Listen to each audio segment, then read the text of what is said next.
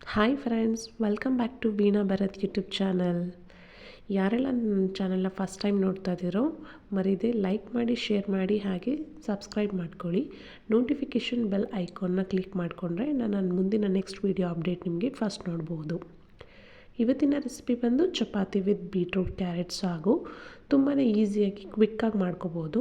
ನಾನಿಲ್ಲಿ ಬೀಟ್ರೂಟ್ ಮತ್ತು ಕ್ಯಾರೆಟನ್ನು ಎರಡು ಕೂಡ ಒಂದು 5 ತೊಗೊಂಡಿದ್ದೀನಿ, ತುಂಬ ಸಣ್ಣ ಗಾತ್ರದಲ್ಲಿ. ಇದನ್ನು ಸಣ್ಣದಾಗಿ ಹಚ್ಚಿಟ್ಕೊಂಡಿದ್ದೀನಿ. ಹಾಗೆ ಇದಕ್ಕೆ ಮಸಾಲೆನೂ ಕೂಡ ರೆಡಿ ಮಾಡ್ಕೊಳ್ತಾ ಇದ್ದೀನಿ.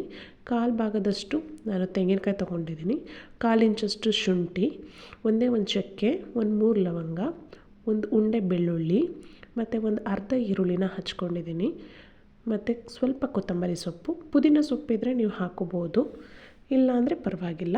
ಜೊತೆಗೆ ಒಂದೇ ಒಂದು ಮೀಡಿಯಮ್ ಸೈಜ್ ಟೊಮೆಟೊ ಹಾಕ್ಕೊಂಡಿದ್ದೀನಿ, ಸ್ವಲ್ಪ ಅರಿಶಿನ ಹಾಕ್ಕೊಂಡಿದ್ದೀನಿ, ಖಾರದ ಪುಡಿ 1 ಸ್ಪೂನು ಚಿಕ್ಕ ಸ್ಪೂನಲ್ಲಿ, ಒಂದು 1/4 ಸ್ಪೂನಷ್ಟು ಸಾಲ್ಟ್ ಹಾಕ್ಕೊಂಡಿದ್ದೀನಿ, ಮತ್ತು 1/4 ಸ್ಪೂನಷ್ಟು ಧನಿಯಾ ಪೌಡರ್ ಕೂಡ ಹಾಕ್ಕೊಂಡಿದ್ದೀನಿ. ಒಂದು 1/4 ಲೋಟದಷ್ಟು ನೀರನ್ನು ಹಾಕ್ಕೊಂಡು ಈಗ ನೀಟಾಗಿ ಗ್ರೈಂಡ್ ಮಾಡ್ಕೊಳ್ತಾ ಇದ್ದೀನಿ. ಇದನ್ನು ತುಂಬಾ ನೈಸ್ ಪೇಸ್ಟ್ ಮಾಡಿಕೊಂಡ್ರೆ ತುಂಬಾ ಚೆನ್ನಾಗಿರುತ್ತೆ. ಇನ್ನು ಉಳಿದಿರುವಂತಹ ಅರ್ಧ ಈರುಳ್ಳಿನ ಹಚ್ಚಿಟ್ಕೊಂಡಿದ್ದೀನಿ ಒಗ್ಗರಣೆಗೋಸ್ಕರ. ಈಗ ಸ್ಟವ್ ಮೇಲೆ ಗ್ಯಾಸ್ನ ಆನ್ ಮಾಡಿಬಿಟ್ಟು ನಾನು ಕುಕ್ಕರ್ ಇಟ್ಕೊಂಡು ಅದಕ್ಕೆ ಎಣ್ಣೆನ ಹಾಕಿ, ಅದಕ್ಕಾದ ನಂತರ ಸಾಸಿವೆ, ಒಂದೇ ಒಂದು ಚೂರು ಜೀರಿಗೆ ಮತ್ತು ಕಟ್ ಮಾಡಿ ಇಟ್ಕೊಂಡಿರುವಂತಹ ಈರುಳ್ಳಿನ ಹಾಕಿ ಫ್ರೈ ಮಾಡ್ಕೊಳ್ತಾ ಇದ್ದೀನಿ. ಇದು ಫ್ರೈ ಆದ ತಕ್ಷಣ ನಾನು ಹಚ್ಚಿಟ್ಕೊಂಡಿರುವಂತಹ ಬೀಟ್ರೂಟ್ ಮತ್ತು ಕ್ಯಾರೆಟನ್ನು ಕೂಡ ಹಾಕಿ ನೀಟಾಗಿ ಫ್ರೈ ಮಾಡ್ಕೊಳ್ತಾ ಇದ್ದೀನಿ. ಅದಕ್ಕೆ ಸ್ವಲ್ಪ ಸಾಲ್ಟನ್ನು ಹಾಕೋದ್ರಿಂದ ಬೀಟ್ರೂಟ್ ಮತ್ತು ಕ್ಯಾರೆಟ್ಗೂ ಕೂಡ ಉಪ್ಪು ಹಿಡಿಯುತ್ತೆ. ಸೊ ಇದು ಹಾಕಿದ ನಂತರ ನಾವು ಮತ್ತೆ ಅದನ್ನು ನೀಟಾಗಿ ಎಣ್ಣೆನಲ್ಲೇ ಫ್ರೈ ಮಾಡಿಕೊಂಡು ನಂತರ ರುಬ್ಬಿರುವಂತಹ ಮಸಾಲೆನ ಹಾಕಿ ನೀರು ಹಾಕದೆ ಹಾಗೇ ಫ್ರೈ ಮಾಡ್ಕೋಬೇಕು.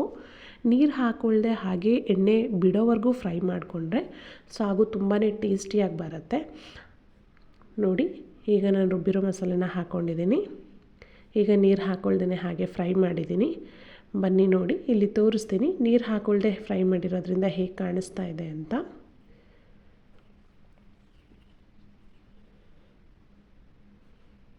ನೋಡಿ ಎಷ್ಟು ಬ್ಯೂಟಿಫುಲ್ಲಾಗಿ ಕಾಣಿಸ್ತಾ ಇದೆ, ಎಣ್ಣೆ ಎಲ್ಲ ಬಿಟ್ಕೊಂಡಿದೆ.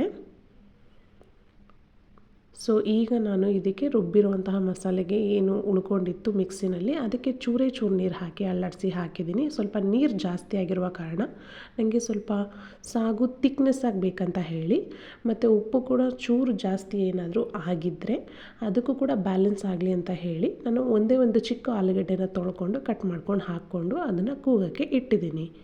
ಈಗ ಈ ಕಡೆ ಅದು ಕೂಗೋಕ್ಕೆ ರೆಡಿ ಆಗ್ತಿದೆ. ಇದ್ರ ಜೊತೆಗೆ ನಾನು ಈ ಕಡೆ ಚಪಾತಿ ಹಿಟ್ಟನ್ನು ಕಲಿಸ್ಕೊಳ್ತಾ ಇದ್ದೀನಿ. ಇದರಲ್ಲಿ 4 ಪಾವಷ್ಟು ನಾನು ಗೋಧಿ ಹಿಟ್ಟನ್ನ ಹಾಕ್ಕೊಂಡಿದ್ದೀನಿ. ಅದಕ್ಕೆ ಒಂದೇ ಒಂದು 1/2 ಸ್ಪೂನಷ್ಟು ಉಪ್ಪನ್ನ ಹಾಕ್ಕೊಂಡಿದ್ದೀನಿ, ಮತ್ತು 1 ಲೋಟದಷ್ಟು ನೀರನ್ನು ಹಾಕ್ಕೊಂಡಿದ್ದೀನಿ, ಮತ್ತು ಅರ್ಧ ಲೋಟದಷ್ಟು ಎಣ್ಣೆನ ಹಾಕ್ಕೊಂಡಿದ್ದೀನಿ. ನಿಮ್ಮ ಟೀ ಲೋಟದಲ್ಲಿ ಅರ್ಧ ಲೋಟ ತೊಗೊಂಡ್ರೆ ಸಾಕು. ಇದಿಷ್ಟನ್ನು ಹಾಕಿ ಚೆನ್ನಾಗಿ ನಾದಿಸ್ಕೊಳ್ತಾ ಇದ್ದೀನಿ. ನೋಡಿ, ಈಗ ಕುಕ್ಕರ್ ವಿಷಲ್ ಕೂಗ್ತಾ ಇದೆ. ಸೊ ಈ ಥರ ನಾನು ಒಂದು 2 to 3 ವಿಷಲ್ನ ಹಾಕಿಸ್ಕೊಂಡಿದ್ದೀನಿ. ಇದಾಗಿದ ತಕ್ಷಣ ಆರಿದೆ ನೋಡಿ, ವಿಷಲ್ ತೆಗಿತಾ ಇದ್ದೀನಿ. ನೋಡಿ ಎಷ್ಟು ಚೆನ್ನಾಗಿ ಆಗಿದೆ. ಇದೇ ರೀತಿ ನಿಮಗೆ ತಿಕ್ನೆಸ್ಸಲ್ಲೇ ಗ್ರೇವಿ ಬರುತ್ತೆ. ಇದನ್ನು ಒಂದು 2 ಮಿನಿಟ್ಸ್ ಒಲೆ ಮೇಲೆ ಲೋ ಫ್ಲೇಮ್ನಲ್ಲಿ ಇಟ್ಟರೆ ಸಾಕು, ಇನ್ನು ಪರ್ಫೆಕ್ಟಾಗಿರುತ್ತೆ. ಇದಾಗಿದ ತಕ್ಷಣ ನಾನೀಗ ನೋಡಿ ಒಂದು ಜಾಮೂನಿನ ಸೈಜ್ನಲ್ಲಿ ತೊಗೊಂಡು ಚಪಾತಿ ಹಿಟ್ಟನ್ನು ಉಂಡೆ ಕಟ್ಕೊಂಡು ಅದನ್ನು ಲಟ್ಟಿಸ್ಕೊಳ್ತಾ ಇದ್ದೀನಿ. ನೋಡಿ, ಚಪಾತಿ ಹಿಟ್ಟನ್ನು ಯಾವಾಗಲೂ ಕೂಡ ಜಾಸ್ತಿ ನೀರು ಹಾಕಿ ಕಡಿಮೆ ಎಣ್ಣೆ ಹಾಕಿ ಕಲಿಸ್ಕೊಳ್ಳೋದ್ರಿಂದ ತುಂಬಾ ಸಾಫ್ಟಾಗಿ ಬರುತ್ತೆ, ತುಂಬ ರಫ್ ಆಗಿರಲ್ಲ. ನೋಡಿ ಎಷ್ಟು ತೆಳುವಾಗಿ ಬಂದಿದೆ. ಈಗ ನೋಡಿ ತವಾ ಕಾದಿದೆ. ನಾನೀಗ ಚಪಾತಿನ ಸುಟ್ಕೊಳ್ತಾ ಇದ್ದೀನಿ. ಚಪಾತಿನ ಸುಡಬೇಕಾದ್ರೆ ಯಾವಾಗಲೂ ಕೂಡ ಹೈ ಫ್ಲೇಮಲ್ಲಿ ಇಟ್ಕೋಬಾರ್ದು, ಲೋ ಫ್ಲೇಮ್ನಲ್ಲೇ ಇಟ್ಕೊಂಡು ಚಪಾತಿನ ಸುಟ್ಕೋಬೇಕು. ಮತ್ತು ಚಪಾತಿನೇ ಸುಡಬೇಕಾದ್ರೆ ಯಾವಾಗಲೂ ಕೂಡ ಹಂಚು ತುಂಬ ಚೆನ್ನಾಗಿ ಕಾದಿದ್ರೆ ತುಂಬ ಒಳ್ಳೆಯದು. ಬಟ್ ಸುಡಬೇಕಾದ್ರೆ ಮಾತ್ರ ಲೋ ಫ್ಲೇಮ್ನ ಯೂಸ್ ಮಾಡಿ. ನೋಡಿ ಎಷ್ಟು ಚೆನ್ನಾಗಿ ಚಪಾತಿನ ಸುಟ್ಟಿದ್ದೀನಿ. ಎಲ್ಲೂ ಕೂಡ ತುಂಬ ಕರಕಲು ಆದ ಹಾಗೆ ಕಾಣಿಸೋದಿಲ್ಲ, ತುಂಬಾ ಮೀಡಿಯಮಾಗಿ ಅದು ಫ್ರೈ ಅಂದರೆ ನೀಟಾಗಿ ಬೆಂದಿದೆ. ಸೊ ನೋಡಿ, ತುಂಬ ಜಾಸ್ತಿ ಕಪ್ಪು ಆದಾಗೆ ಸುಟ್ಕೊಂಡು ತಿನ್ನೋದು ಆರೋಗ್ಯಕ್ಕೆ ಒಳ್ಳೆಯದಲ್ಲ.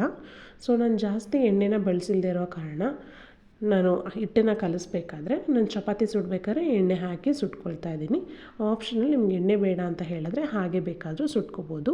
ಇದೇ ರೀತಿಯೇ ಹೊತ್ಕೊಂಡು ನಾನು ಒಂದು 5ರಿಂದ 6 ಚಪಾತಿನ ಲಟ್ಟಿಸಿ ಸುಟ್ಕೊಂಡು ರೆಡಿ ಮಾಡಿ ಇಟ್ಕೊಳ್ತಾ ಇದ್ದೀನಿ ಒಟ್ಟಿಗೆ. ನೋಡಿ ಎಷ್ಟು ತುಂಬ ಚೆನ್ನಾಗಿ ಬಂದಿದೆ.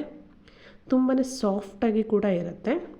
ನೋಡಿ, ನಾವು ಈ ರೀತಿ ಕೈ ಆಡಿಸಿ ಸುಡೋದ್ರಿಂದ ನಿಮಗೆ ಚಪಾತಿ ಯಾವುದೇ ರೀತಿ ತಳ ಸಿಯೋದಿಲ್ಲ. ಬೀಟ್ರೂಟ್ ಹಾಗೂ ಕ್ಯಾರೆಟ್ ಸಾಗು ರೆಡಿ.